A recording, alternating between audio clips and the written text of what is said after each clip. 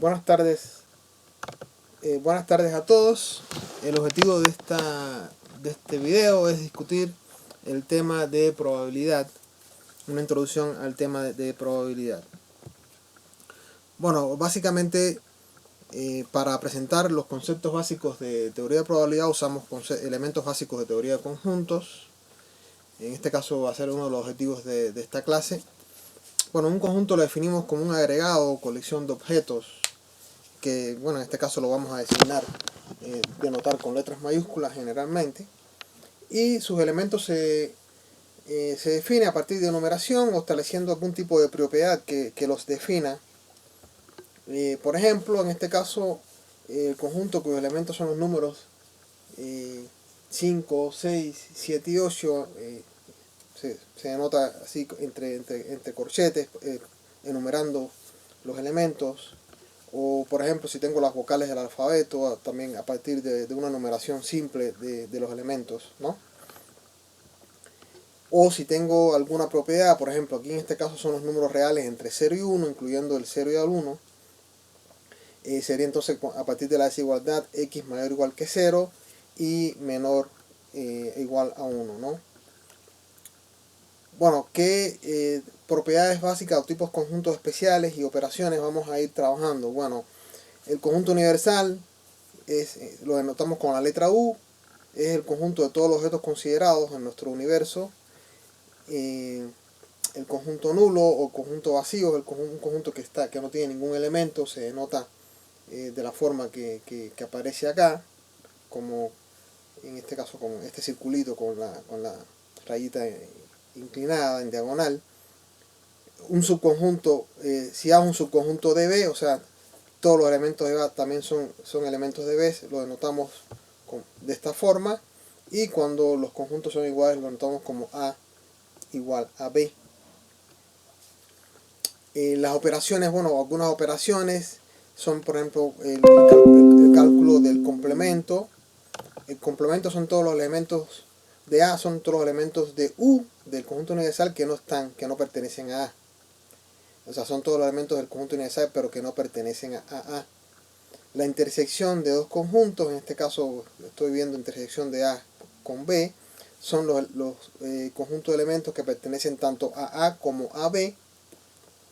Y la unión, entonces, son el conjunto de elementos que pertenecen al menos a uno de los conjuntos A y B, ¿no? Se denota de esta forma. Vamos a ver un ejemplito, ¿no? Por ejemplo, si yo tengo un conjunto universal que son los números de 1, 2, 3, 4, 5, 6, 7, o sea, los números enteros del 1 al 7, y tengo tres subconjuntos que son el conjunto A, que son los elementos 1, 2 y 3, el conjunto B, que son los elementos 2, 4, 6, y el conjunto 6 con los elementos 1, 3, 5, 7. Lo que vamos a hacer entonces es calcular los complementos de A, B y C, la unión de A y B. Bueno, aquí sería un error, aquí sería unión de A y C. Lo voy a corregir rápidamente. Rápidamente lo voy a corregir. Disculpen.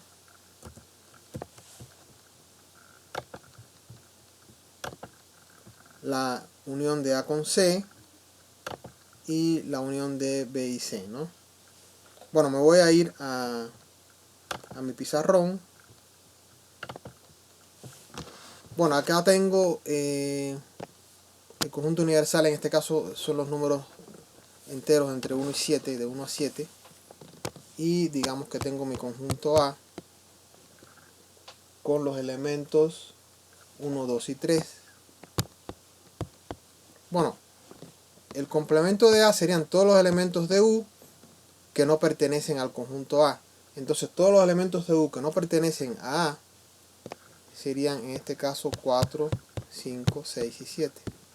Entonces este sería el complemento de A.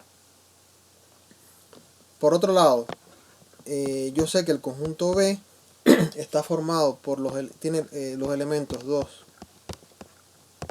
4 y 6. Aquí denme un segundo.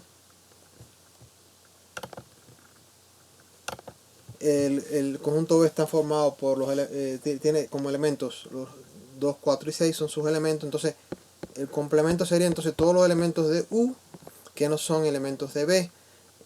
Por lo tanto, el complemento que sería el conjunto formado por 1, 3, 5 y 7. 1, 3, 5 y 7, ¿no?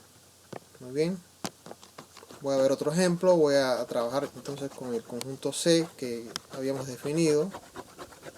El conjunto C serían, según vimos en nuestro enunciado, está formado por los elementos 1, 3, 5, 7. Por lo tanto, el complemento serían todos los elementos del conjunto universal que no pertenecen a C. O sea, habría que excluir entonces el 1, 3, 5, 7, ¿no? Por lo tanto, el complemento serían el conjunto formado por los números 2, 4 y 6, ¿no? Entonces, bueno, aquí sería entonces básicamente lo que sería el complemento. Los complementos calculados correspondientes de A, B y C. Vamos a calcular entonces la unión. Por ejemplo, la unión de A y B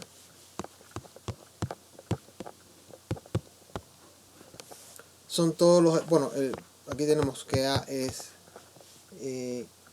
está formado por... tiene como elementos 1, 2 y 3. Y B tiene como elementos 2, 4 y 6. Por lo tanto, la unión sería 1, 2, 3, 4 y 6. Sería entonces, sería la unión de los conjuntos A y B. La unión de los conjuntos A y C. Bueno, vamos a recordar a que era igual el conjunto C. Bueno, el conjunto C está formado por 1, 3, 5, 7. Por lo tanto, la unión de A con C estaría formado por los siguientes elementos, ¿no? Sería entonces 1, 2, 3, 5 y 7. Esto sería la unión de A con C. Y la unión de B con C, la unión de B y C,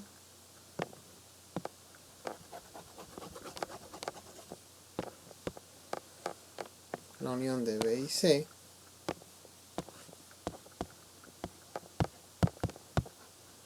sería entonces 1,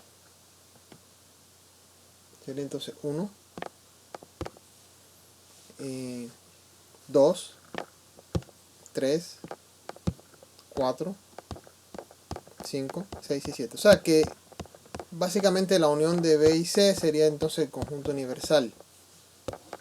Sería el conjunto universal. Muy bien. Entonces, bueno, calculamos entonces lo que sería los complementos y las uniones.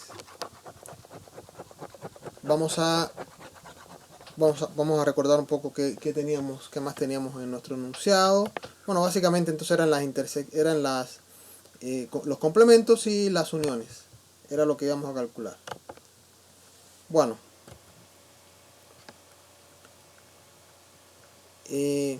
Bueno, un poco recordando en cuanto a lo que serían algunas otras operaciones, me regreso acá. Bueno, para calcular, por ejemplo, operaciones con conjuntos, es muy cómodo utilizar lo que se llaman los diagramas de Venn, que son herramientas gráficas. Por ejemplo, si yo tengo un conjunto A y tengo un conjunto B, la intersección viene siendo, bueno, son los elementos que están tanto en A como en B, entonces este sería la intersección. La intersección de A y B. De igual forma, la unión sería todo esto, ¿no?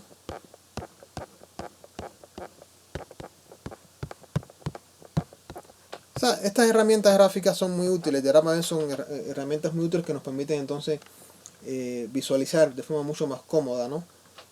las diferentes propiedades de los conjuntos, ¿no? Por ejemplo, un poco vamos a regresarnos.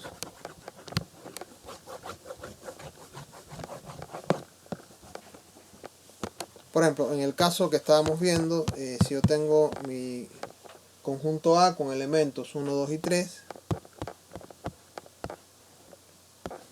mi conjunto B con elementos 2, 4, 6.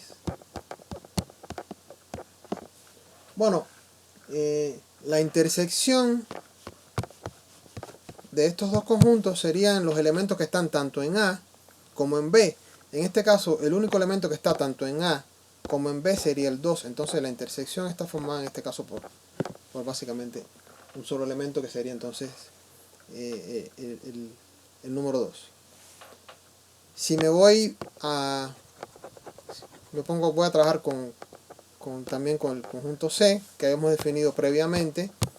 El conjunto C tiene elementos 1, 3, 5, 7. Y en este caso, por ejemplo, la intersección de A y C son los elementos que están tanto en A como en C. Bueno, tanto en A como en C estarían el 1, el 3, y básicamente serían el 1 y el 3. Entonces la intersección de A con C sería entonces el conjunto formado por los elementos 1 y 3. ¿Ok? Bueno, un poco ya recordando algunas propiedades, ¿no? de los conjuntos, ¿no?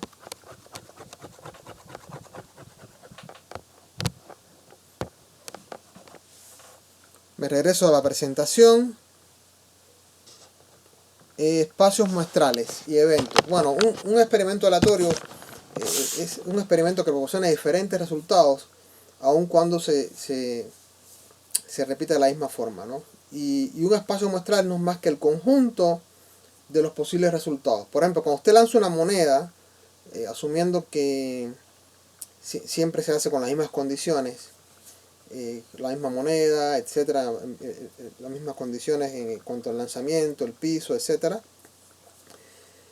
Básicamente usted no puede predecir si el resultado va a ser águila o sol. Entonces, por eso estamos hablando de un experimento aleatorio, ¿no?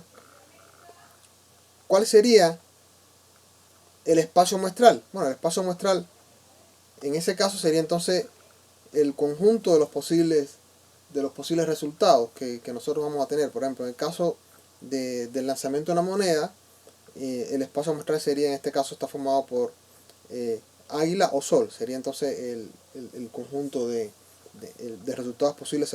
Solamente tengo dos resultados posibles, que serían entonces águila o sol. Entonces, por eso estamos hablando en ese caso de un espacio muestral con dos elementos, ¿no?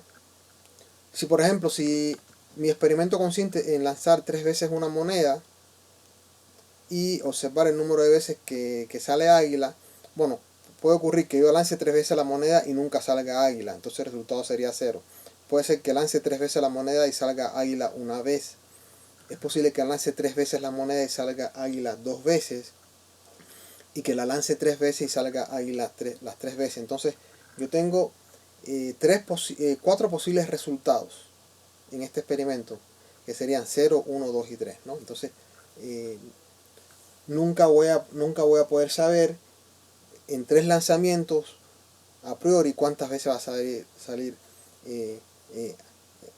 águila. Estamos hablando de un experimento aleatorio, ¿no? Un espacio,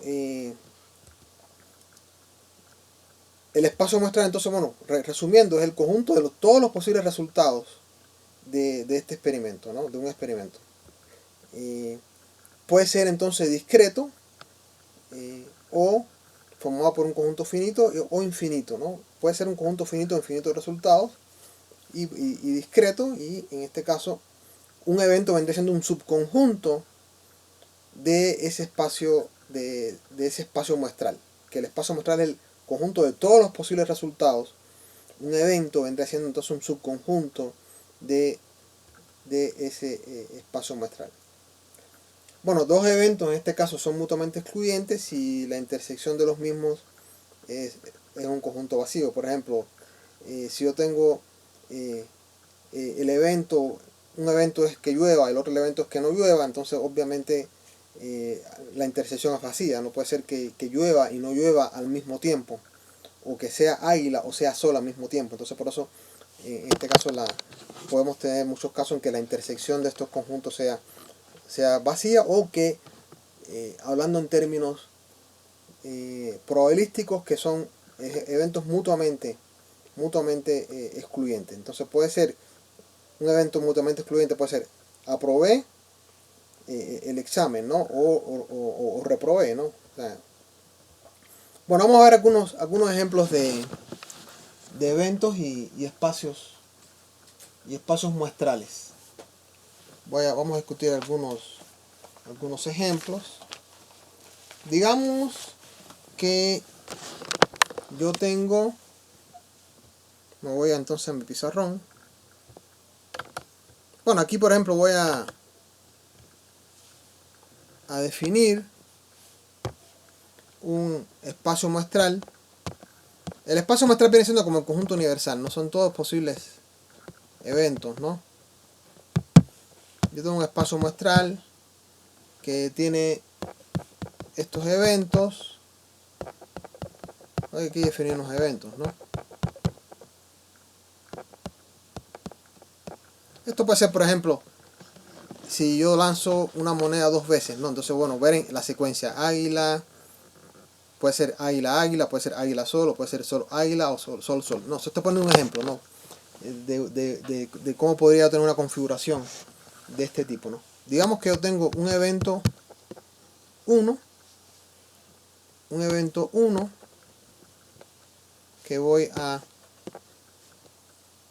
que está compuesto por estos elementos,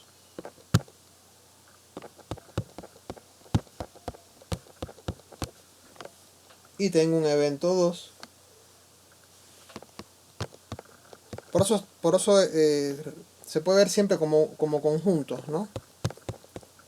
Y aplicar entonces estos elementos de teoría de conjunto. Entonces tengo este segundo evento, que es este conjunto. Y bueno, me van a pedir, ok, bueno, ¿a qué sería igual la unión de estos dos eventos? Bueno, es como la unión de dos conjuntos, ¿no? En este caso son los elementos que están tanto en E1 como en E2, ¿no? Bueno, sería entonces AA, AN, ¿no? NA y NN, ¿no? Entonces esta sería básicamente la unión de los dos eventos. Si quiero, por ejemplo, calcular la intersección, son los elementos que están tanto en los eventos que están tanto en E1 como en E2, ¿no? Bueno, ¿quiénes están tanto en E1 como en E2? Bueno, obviamente AN está en ambos, NA también, pero NN y AA no. Entonces realmente la intersección está formada por los elementos AN y NA. Entonces bueno, aquí es un ejemplo muy sencillo, ¿no? Vamos a discutir otro ejemplo, ¿no? Supongamos que yo hice, en una fábrica se hicieron una serie de pruebas, en este caso sobre vehículos, ¿no?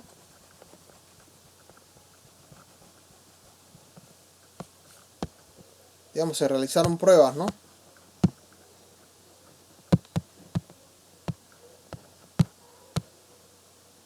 Se realizaron pruebas o tests, ¿no? Se hicieron pruebas.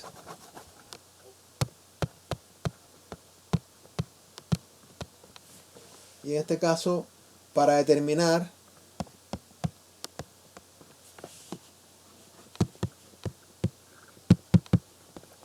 resistencia a las rayaduras y a los golpes.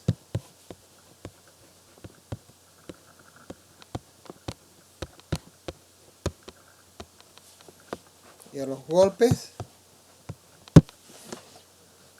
Y se hizo entonces, bueno, se hicieron una serie de pruebas y se quiere secar. Entonces ahorita vamos a determinar diferentes propiedades de este espacio muestral. O sea, el espacio muestral es el conjunto de todas las pruebas, ¿no? Y vamos a definir, bueno, voy a hacer una tablita donde estoy resumiendo los resultados obtenidos. Digamos que yo tengo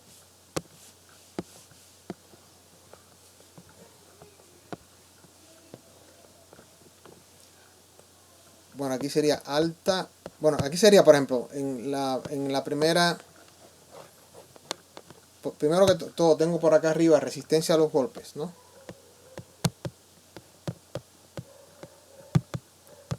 A los golpes.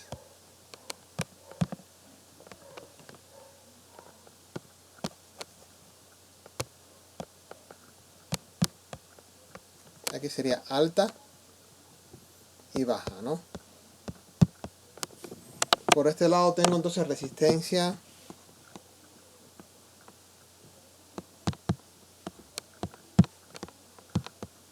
a las rayaduras.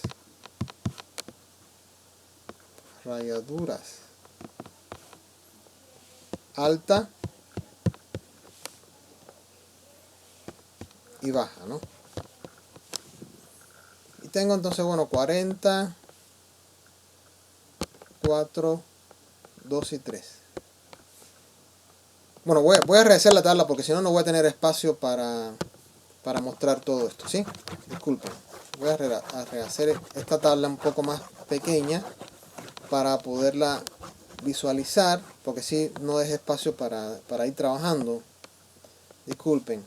Bueno, entonces yo tengo golpes,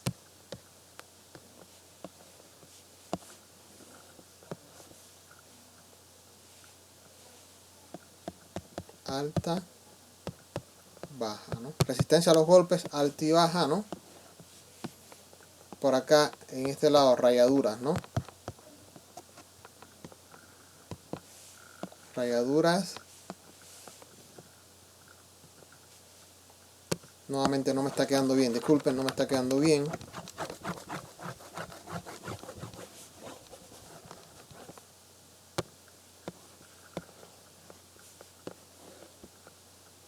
Alta, baja, alta, baja, ¿no? Bueno, por acá arriba estaría lo que sería resistencia a los golpes, alto, baja, y aquí sería a las rayaduras, ¿no? A las rayaduras, alta o baja, ¿no? Y tengo entonces esta tabla de resultados. Bueno, tengo dos eventos. El evento A.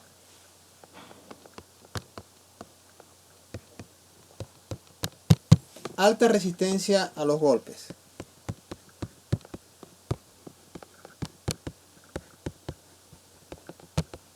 A los golpes sería el evento A. Y evento B. Alta resistencia a las rayaduras.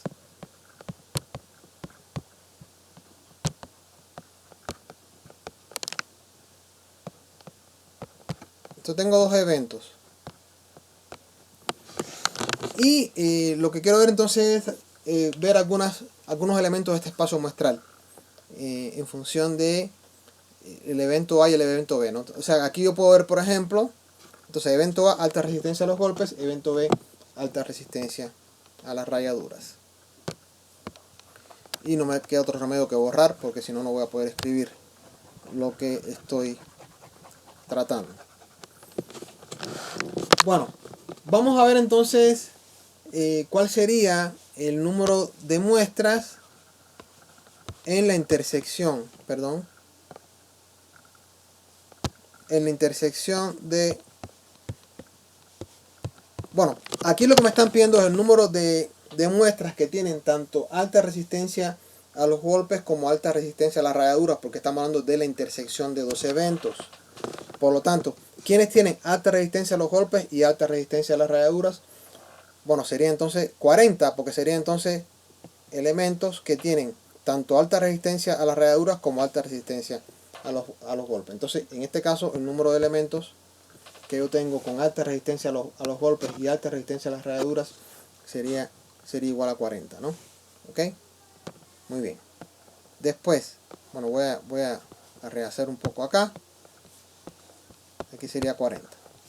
Después, me preguntan entonces, por ejemplo, el número de elementos en la unión de esos dos eventos. Bueno, sería el número de muestras que tienen alta resistencia a los golpes o alta resistencia a las rayaduras, ¿no? Sería en este caso, ¿no? Bueno, una cuestión importante es que para yo calcular la cantidad de elementos en la unión de dos conjuntos, puedo usar esta fórmula. O sea, el número de elementos en la unión es igual al número de elementos en A más el número de elementos en B menos el número de elementos en la intersección.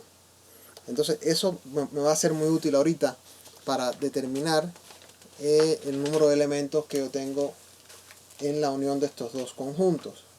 Bueno, ¿cuántas muestras tengo para el evento A? Que sería alta resistencia a los golpes. Bueno, sería esta columna, la primera columna de la tabla, serían el número de elementos con alta resistencia, en este caso a los golpes, es igual a 42. Después, el número de elementos con alta resistencia a las rayaduras es la primera fila, que sería entonces igual a 44. Y el número de elementos que tienen alta resistencia a los golpes y alta resistencia a las rayaduras, que en este caso la intersección, sería entonces igual a 40. Entonces, cuando usted calcula acá, el resultado que obtiene entonces es 46. O sea que el número de elementos que están en la unión de estos dos conjuntos es igual a 46. Es igual a 46, ¿no? Después, por ejemplo, me pueden pedir el número de elementos en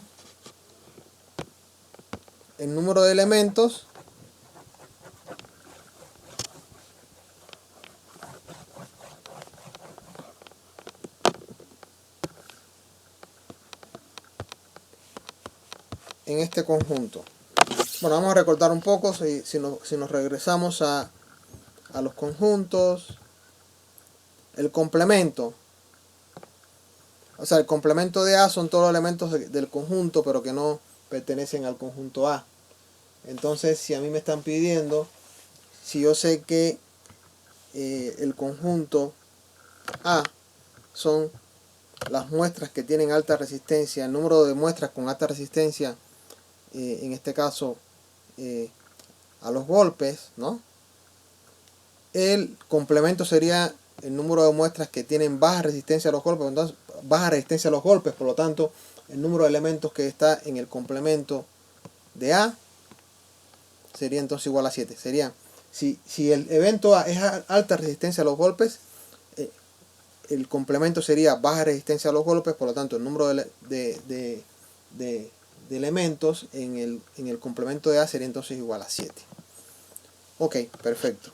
Bueno, yo creo que por ahorita sería suficiente con esta discusión.